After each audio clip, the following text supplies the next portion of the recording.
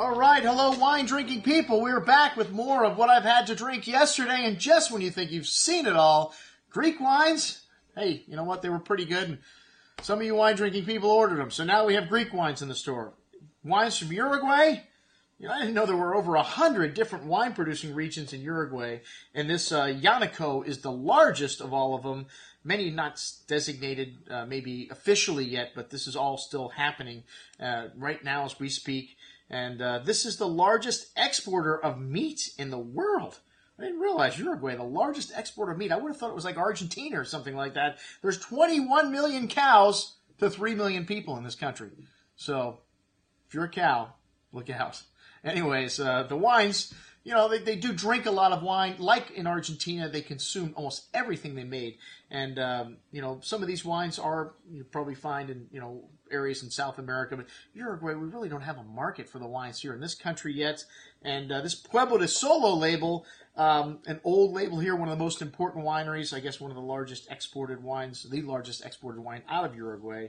And, you know, they make about 20,000 cases of the entry-level wines here, which the Sauvignon Blanc had a slight musky quality to the melon and fig fruits, some fresh earth here. The vineyards in Uruguay are actually the same latitude as South Africa and Australia, so you definitely have the potential here for making high-quality wine.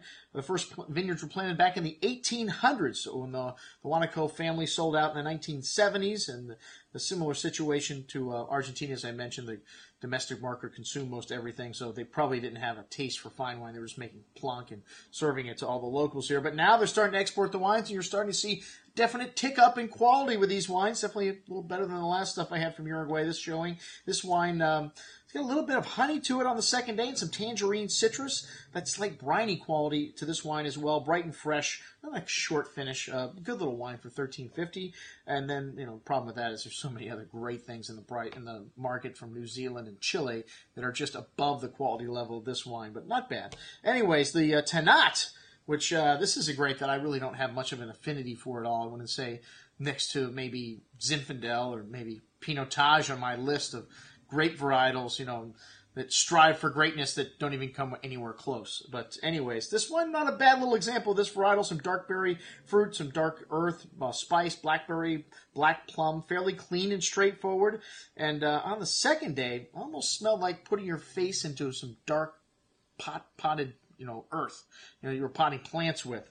But a little peppery spice, kind of like the tequila pepper you get out of tequila also coming out in this wine.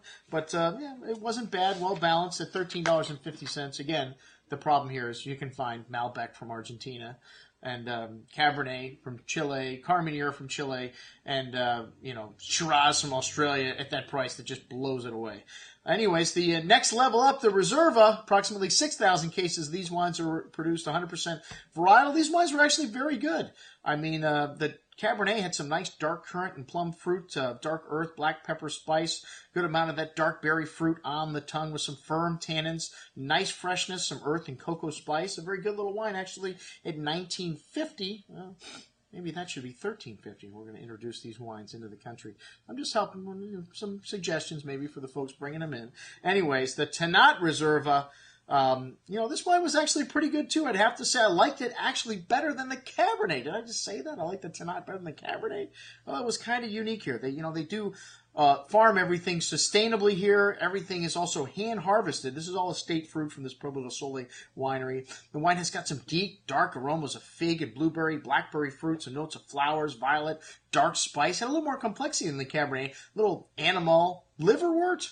Well, that's what's on the bottle anyways. I don't know what the hell liverwort is, but it did have a little animal quality to it. And big and chewy wine on the tongue with deep, dark berry fruit, blackberry, blueberry, host of dark spice, licorice, and nice freshness. And this wine did evolve on the second day also. A very good little wine. If you're into Tannat, if that's your bag, this wine may be for you. That's what I had to drink with the folks from Pueblo del Solo. I'm your host, Andrew Lampasoni, signing off for the Wine Watch, saying, remember, always drink the good stuff first.